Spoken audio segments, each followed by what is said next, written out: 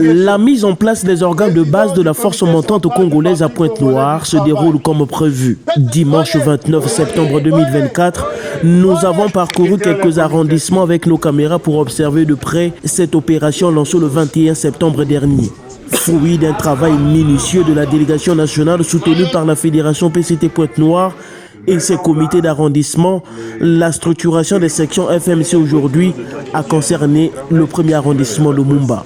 Ici, dans les environs de l'aéroport, 12 sections ont été mises en place. Les camarades dont les noms et prénoms suivent sont proposés au niveau des 5 postes qui constituent donc le secrétariat de la force montante de la section. Toujours à Lumumba, cette fois-ci dans le quartier Kam 4, 12 sections de la force montante congolaise se sont installées sous la supervision du comité PCT de cet arrondissement. Là aussi, la consigne reste la même, travailler le terrain pour renflouer les rangs de la force montante congolaise. Appartenir au secrétariat, c'est une bonne chose, c'est une responsabilité. Mais travailler revêt un caractère de responsabilité, d'engagement. Vous venez là donc de prendre l'engagement.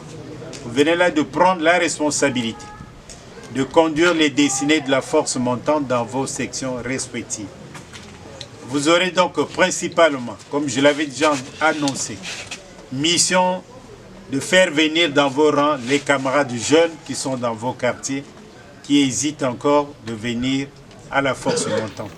De l'autre côté de Luandjili, plus précisément au quartier Movis, nous avons également assisté à l'installation de 3 sections de la force montante congolaise.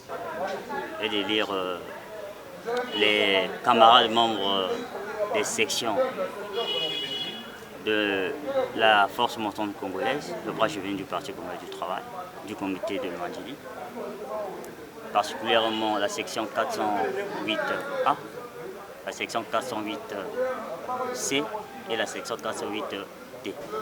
Honorés d'avoir été choisis pour diriger ces organes de base de la FMC, tous ces jeunes partagent un objectif commun, promouvoir la vision de leur parti.